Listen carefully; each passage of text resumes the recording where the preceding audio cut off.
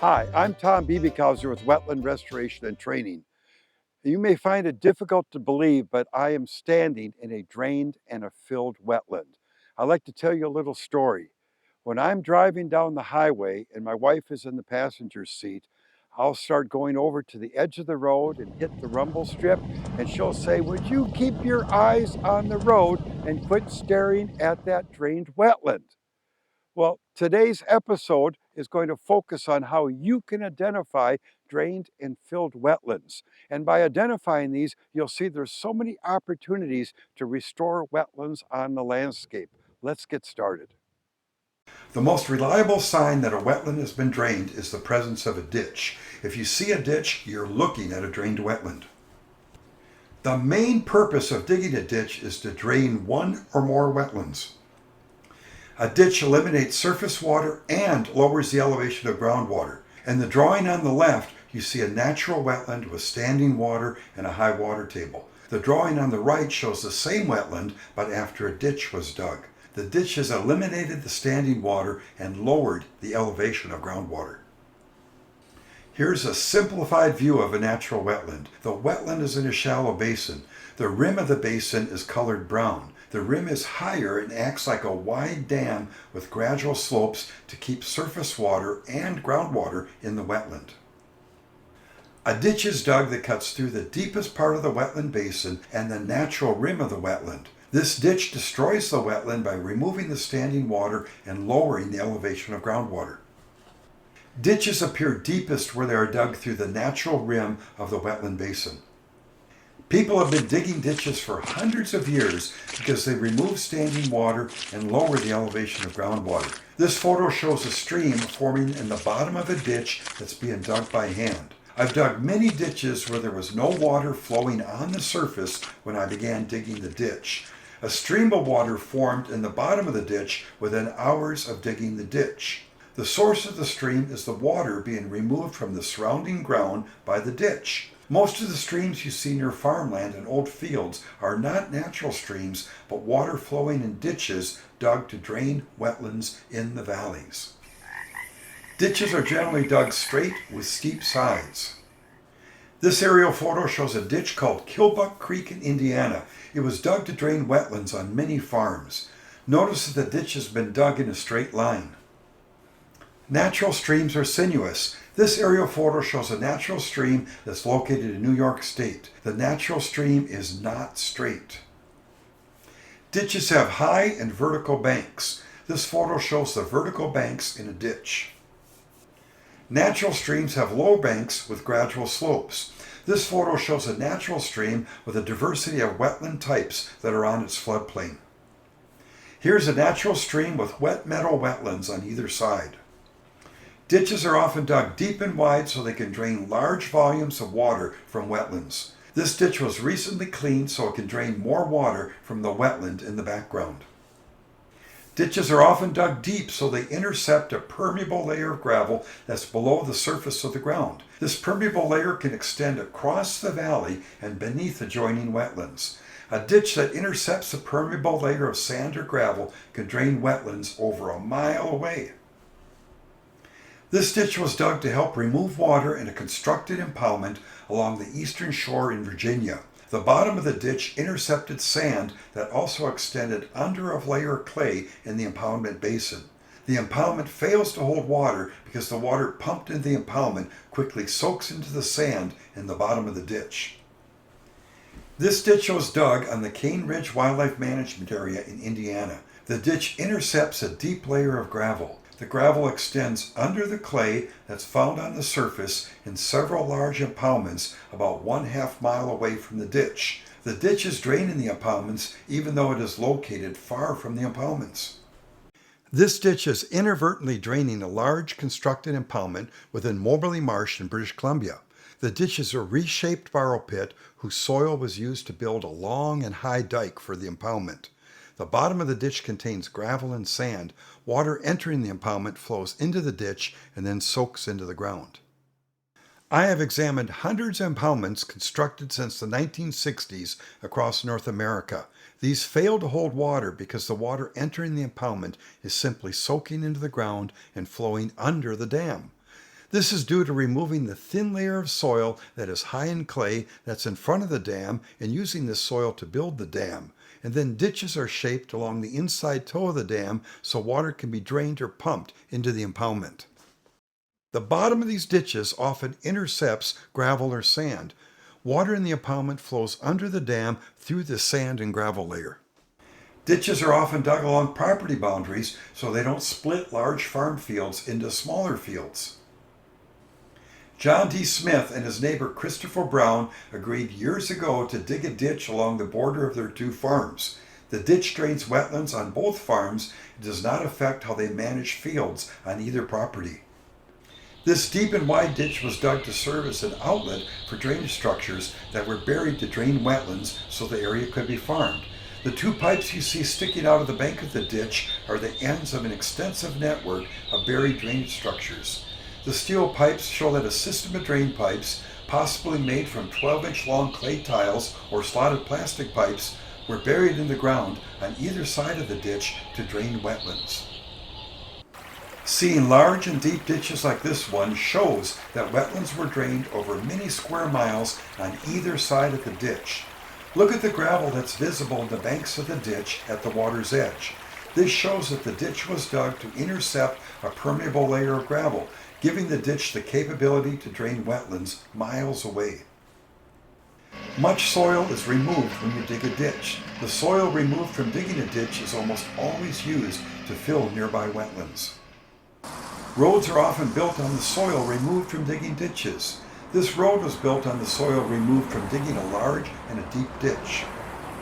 Here's another road that was built on the soil removed from digging a ditch. It's important to recognize that these ditches were dug primarily to drain wetlands, not to move water away from roads. Ditches can also be dug shallow with sloped sides.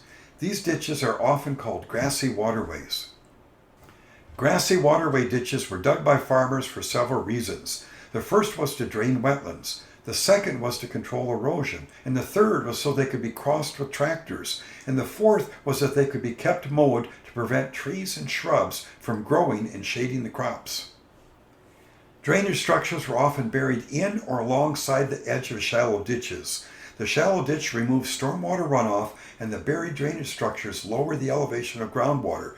This is done so the ditch is dry enough to cross with a tractor without getting stuck. Observing grassy waterway ditches like these show that professionals designed and supervised the installation of a drainage system that controlled erosion and also eliminated wetlands from the agricultural fields.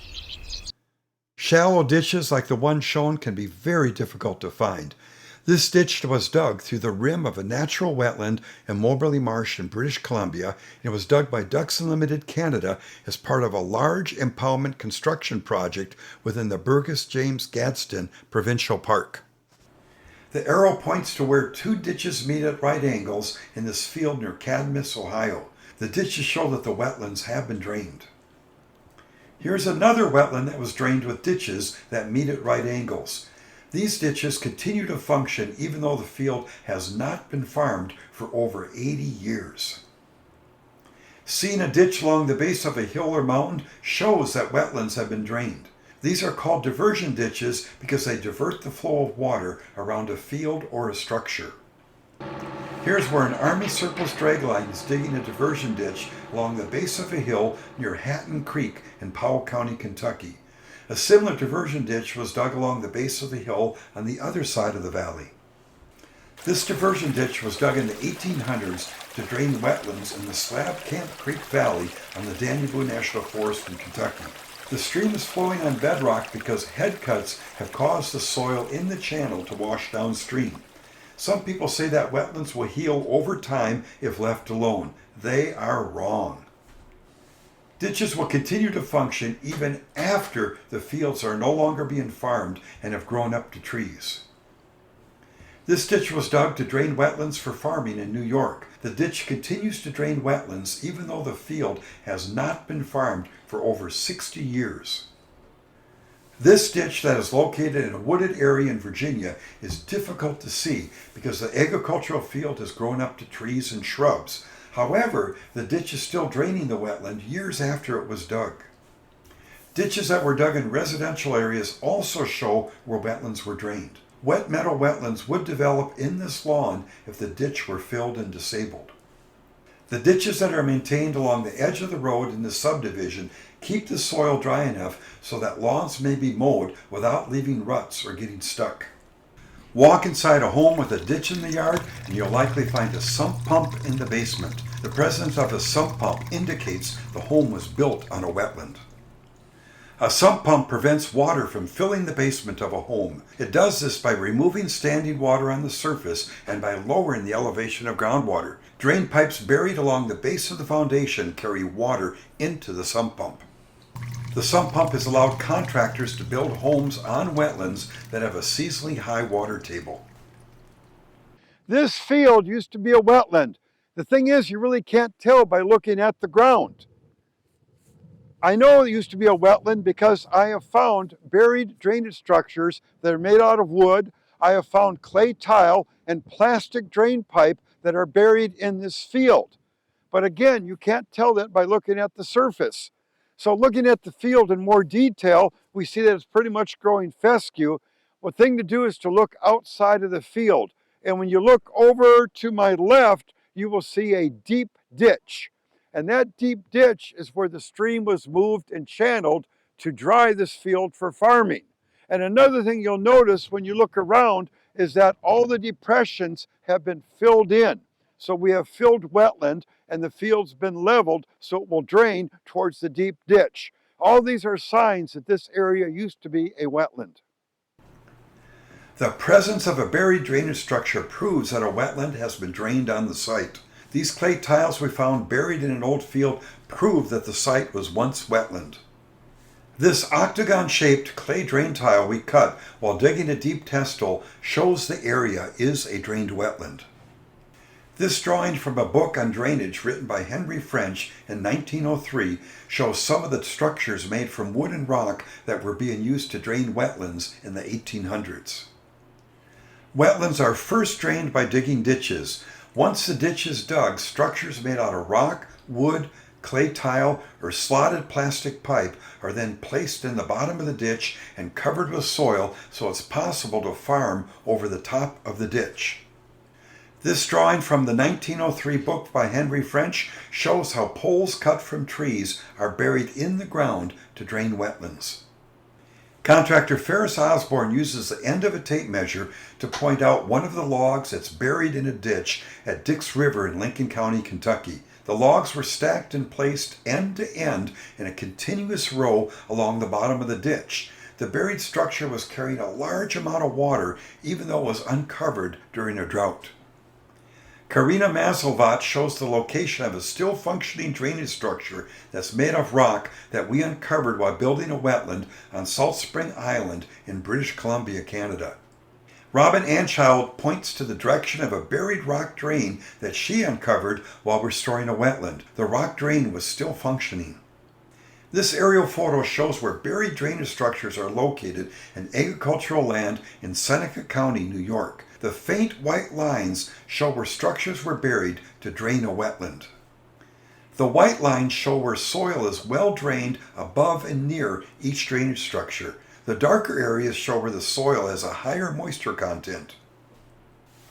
It is very rare to see where buried drainage structures are located on an aerial photo. I have examined thousands of aerial photographs over the past 47 years. These are only the third set of aerial photos I've found where you can see where drainage structures are buried in the ground. David Nance with the Indiana Department of Natural Resources Division of Water shared this aerial photo showing the location of buried drainage structures in an agricultural field. Here's what David Nance wrote about the image. These images likely only show a few of the many tiles present in this field. There are likely many generations of tiles on this site. These are just the most visible because they are in organic soil with less organic subsoils that have resulted in a soil color change when backfilled. Collector tile lines are relatively common and are often the most visible due to the large diameter and deeper excavation. Finding the outlet to a buried drainage system shows where wetlands have been drained. The white PVC plastic pipe is the outlet for a 4-inch diameter slotted black plastic drain pipes that were buried to change wetland to pasture land. The thicker white pipe protects the end of the black pipe from being crushed. Here's an outlet to a buried drainage structure made from black plastic pipe. Note the water flowing out of the bank to the left of the black pipe. This may be from the buried outlet of a clay tile drainage structure. The plastic drain pipe removes water from the wetland basins that are located uphill in the pasture field. The pipe within a pipe you see sticking out of the bank of the ditch is the outlet for a buried drainage structure. The metal pipe protects the end of the plastic pipe from erosion. Sometimes you'll find the end of a clay tile sticking out of a ditch. This is done where the farmer did not take measures to protect the end of the clay tile drainage structure from erosion. The outlet to a buried drainage system can be very difficult to find. Outlets will continue to drain wetlands even if they are buried and underwater. For every outlet you find, there are at least 3 that you missed. The presence of an outlet to a buried drainage system is a clear sign that wetlands have been drained. One outlet can serve drainage structures installed on many farms that are miles away. Look for the outlet pipe sticking out of the banks of a deep ditch near the lower edge of a field. Another sign of a drained wetland is finding pieces of clay tile on the ground. You'll find pieces of clay tile where tile lines were broken and replaced in a field. Finding pieces of black-colored slotted plastic pipe also shows that buried drainage systems were installed on the site. Observing discarded pieces of drain pipe indicates that wetlands have been drained on the site. Observing a vertical pipe that is in the center of a field or along the edge of a field shows where a wetland has been drained. These vertical pipes are called surface inlets. They provide a way for water to rapidly enter a buried drainage system and not form a pool of water that will kill crops. Surface inlets or intakes are often placed in the deepest part of a wetland that was drained. They can be any color and are generally marked with a post or flag so they can be seen by somebody driving a tractor. This surface intake is called a Higginbottom. It's manufactured by the Agri-Drain Company. This vertical pipe is also an inlet to a buried drainage system. These homemade intakes can be very hard to find. Vertical holes in fields that are not dug by animals show where wetlands have been filled and drained. These holes form over clay tiles that have settled or been crushed. They can also form over buried wood and rock drainage structures. Here's Rye Thompson with RES working to get to the bottom of one of these vertical holes we found in an agricultural field. He's removing corn stubble that is blown into the hole. The next step involves using 5/16 inch diameter tile probes to see if clay tiles are in the bottom of the hole. We hit clay tiles with the tile probes. The hole was caused by water washing soil from the surface down into the gap between the clay tiles. Wes Maddox with the Kentucky Department of Fish and Wildlife Resources points to clay drain tiles he can see in the bottom of this large hole that formed in a cornfield. Water washing soil down into the wide space between clay tiles caused this hole to form. This hayfield on Salt Spring Island in British Columbia was once wetland. The bright green sedges, along with a clump of trees growing in the lowest part of the field, indicate that much of the field was wetland at one time. While examining the field, I found a series of small diameter holes that were in a line. These holes had not been dug by animals. We uncovered this rock drain next to one of the vertical holes while digging the core trench for a groundwater dam. The rock drain was still functioning to dry the wetland. These vertical holes formed over a buried slotted plastic drainage structure in New York State. A small building with a pump inside, known as a pump house, shows where large wetlands have been drained. A pump is installed where it's not possible to drain water downhill into a ditch without first pumping the water over a road or over a dam. This pump is draining a shallow lake near Wendell, British Columbia. A system of buried drainage structures moves water into the ditch. The pump then moves water from the ditch up and over a dike. You may see a pump house along the edge of a field and next to a road.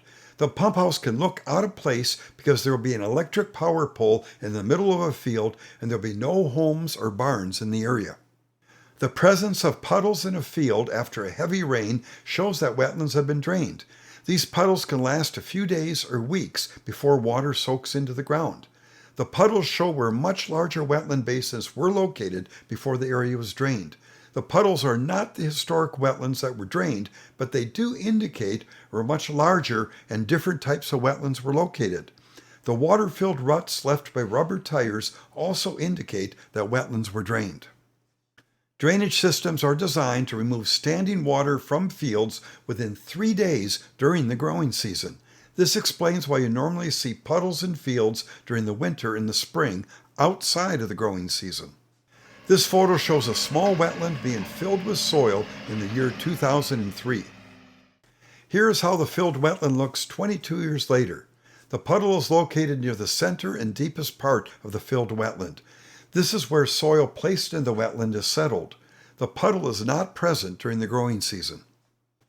Observing small patches of sedges and rushes in a farm field is another sign that a much larger wetland has been drained and filled. It is very difficult and it's expensive to completely drain a wetland. This is why you find small basins growing sedges or rushes in a field. Treating these areas of hydric plants like they are functioning wetlands is like not removing rust from a classic automobile that you're working to restore. The small patches of aquatic plants indicate what portions of the wetland look like before it was destroyed. Here is why it's so important not to protect patches of sedges and fields when building a wetland.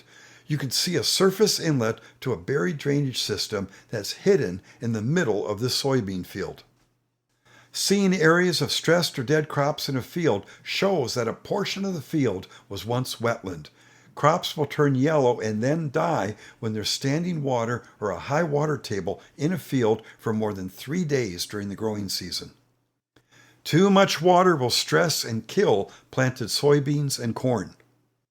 The yellow patches of plants show where a farmer needs to add buried drainage structures to increase production. Bare soil areas in agricultural fields show where wetlands have been partially drained and filled. The standing water and saturated soil prevents seeds from germinating and will kill crops that were growing. Drainage systems are designed to remove standing water and lower the elevation of groundwater during the growing season. Crops can die if they are inundated more than 3 days. These bare spots in fields show where much larger wetlands were drained and filled. Seeing ruts left behind by rubber-tired vehicles shows where wetlands have been historically drained. Tractors and trucks with trailers are likely to form deep ruts when driving through the saturated soil of a drained wetland. Water collects in the ruts because the soil has been compacted by rubber tires. Soil becomes saturated by water collecting in the clay-lined basins and where groundwater is near the surface. Seeing ruts is a clear sign that wetlands have been drained and filled. This large basin that's dominated by reed canary grass was a natural functioning wetland before it was drained by Ducks Unlimited for the construction of an impoundment that does not hold water. Ditches were dug to drain this wetland as part of impoundment construction. I have examined hundreds of natural wetlands that were drained for building impoundments across British Columbia, Idaho, Minnesota, and New York State by state and federal agencies working with Ducks Unlimited. These natural wetlands were drained with ditches and are now dominated by reed canary grass. Let's walk through the center of one of these drained natural wetlands in British Columbia. The reed canary grass is very thick and it crowds out the native plants. You can't see where you're walking because it's growing so tall. LiDAR images don't show the ditches because the reed canary grass is so dense and so tall. It's difficult to find shallow ditches that were dug to drain this wetland. Unfortunately, in the United States, government agencies are calling these drained wetlands in basins that are growing reed canary grass jurisdictional wetlands. This makes it almost impossible and too expensive to obtain the permits required to restore these wetlands. The land's pattern of farming shows where the surface of a wetland has been changed so it can be farmed. The lands pattern consists of a series of shallow ditches that we call dead furrows and raised beds called lands. Crops are grown on the lands. The dead furrows and lands are parallel to each other. The lands were originally created by using mules, horses, donkeys, and oxen to pull mule scoops and Fresno plows. They are now created using heavy equipment and large tractors. The lands pattern is easily detected on aerial photographs. This 1994 aerial photo shows dark parallel lines that look like ditches. These are called the dead furrows. The lighter areas are the lands or the raised beds between the dead furrows. The lands and dead furrows are more difficult to see in this recent aerial photograph. Field 1 is no longer being farmed. You can see trees and shrubs growing on the lands. Looking at Field 2, we can see that the lands were leveled when the buried drainage structures were installed. The straight lines in the recent aerial photo showing Field 2 are from how the crops were harvested, not from the lands. This 1994 aerial photo clearly shows the lands pattern in farm fields. It appears that the dead furrows were shaped from east to west and later changed from north to south in some of the fields. You can also see dark staining of saturated soil in the fields. This dark staining also indicates that wetlands were drained. The lands pattern and the dead furrows are still visible in 2017. The fields are no longer being farmed in 2023. The lands are now growing trees and shrubs. It's best to visit the area on the ground to confirm that the pattern you're seeing is lands, not how the field was cut for hay or how it was harvested. The lands pattern clearly shows that wetlands were modified or completely drained for farming. Observing areas of dark-colored soil in fields and old fields shows where wetlands have been drained and filled for agriculture. The dark staining is where water saturates the soil and the organic material near the surface. The dark-colored areas show where ditches are partially filled, dead furrows are located, and where buried drainage structures are no longer functioning. The black and dark gray areas show where larger wetlands were drained and filled. These are the ghosts of drained wetlands. I try to find every aerial photograph that's available of an area to look for the dark staining that indicates where wetlands have been drained. This is because the dark staining shows best if the photo was taken in the winter or the spring when the ground was the wettest. This aerial photo taken in 1929 shows a large and natural wetland along the Kootenay River near the community of Rykerts in British Columbia. The dark colors show that deep water was present in this wetland. Here's how the site appears in 2016. The wetland was drained to create agricultural land. The ditches and dark-colored basins show the area was once deep water emergent wetland. Unfortunately, in the United States, it would be difficult, time-consuming, and very expensive to obtain permits from state and federal agencies to restore this wetland because regulators would consider the ditches and the dark-colored areas to be existing wetlands. It is very difficult to identify where wetlands have been filled with soil. This photo shows a wetland that was filled with soil. The site no longer looks like a wetland because the wetland basin was filled with soil over 6 feet thick. Topsoil was spread over the filled soil so the field could be farmed. Here's a wetland being filled with soil. The soil being used to fill the wetland is light in color. This home was built on a filled wetland. People usually underestimate how much soil it takes to fill in a wetland. It is very difficult to take photos of wetlands being filled with soil. This is probably because the action requires permits in many regions and people don't want to comply with the regulations. This walkway and visitor center in the background were built on a wetland that was filled with soil in Everglades National Park in Florida. The soil needed to fill the wetland was obtained by digging soil out of the wetland that's adjacent to the construction site. The open water filled the borrow pit where soil was removed to create the dry land for the visitor center. This development was built on a filled wetland near Big Cypress National Preserve in Florida. The lake you see in the background is where soil was removed from the wetlands to create upland for building roads and an airport runway. The roads and buildings were constructed in large areas where wetlands were filled. The open water in the canals is where soil was mined to create the dry ground. This highway was built on a large quantity of soil that was placed in a wetland. Tractors with scraper blades have been used for many years to fill small wetlands with soil. You're looking at a dike that was built to prevent a river from flooding agricultural fields. The farm road is located on top of the dike. Dikes are also called dams or levees.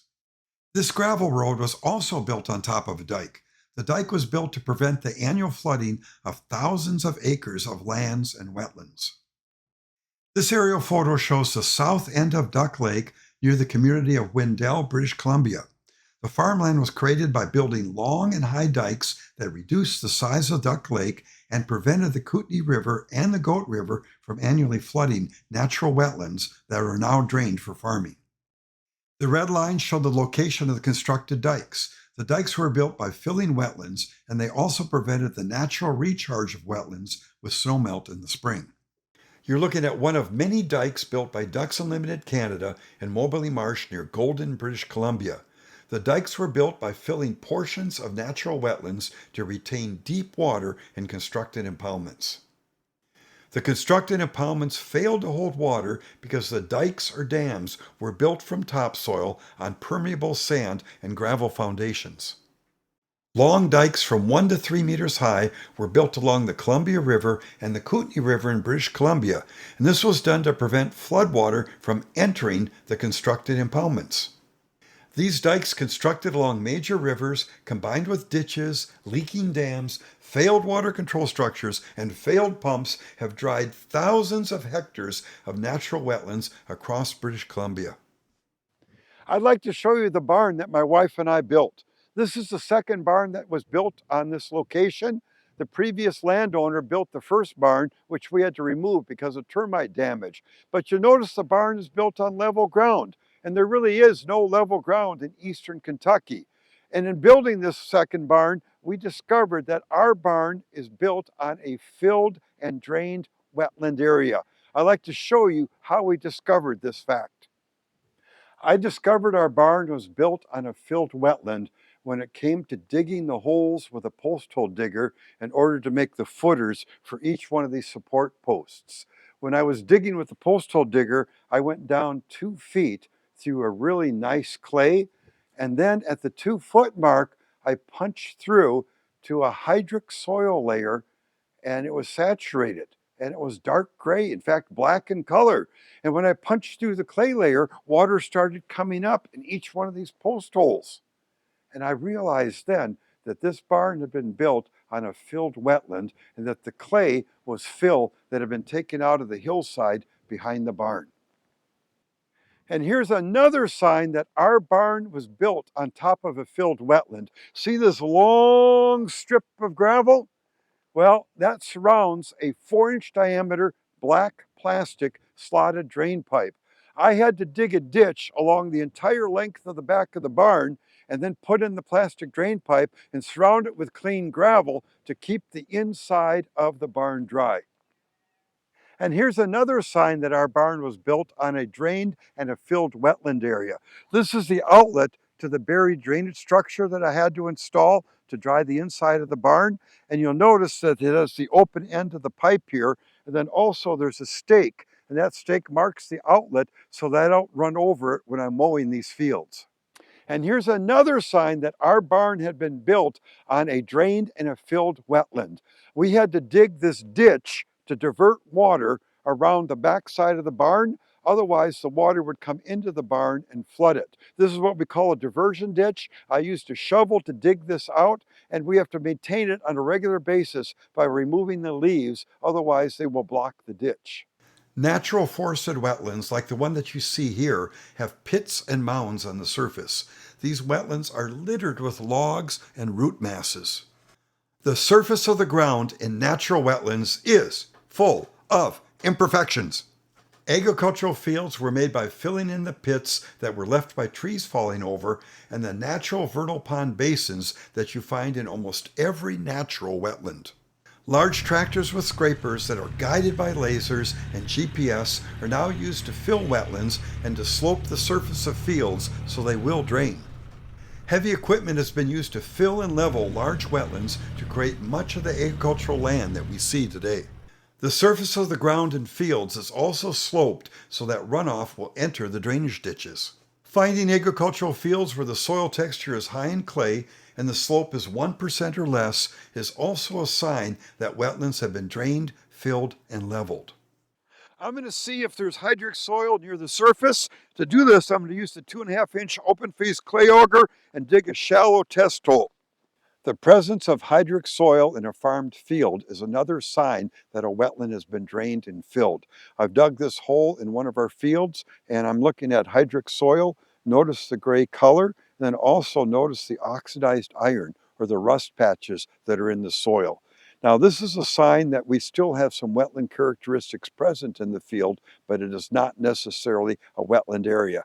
I have found that there are much better clues to the presence of a wetland being drained and filled, and those include the presence of ditches and the presence of buried drainage structures that are made out of clay tile, rock, wood, or that are made out of plastic pipe. Observing a dry basin that's high in clay and not a wetland indicates that wetlands have been drained on the site.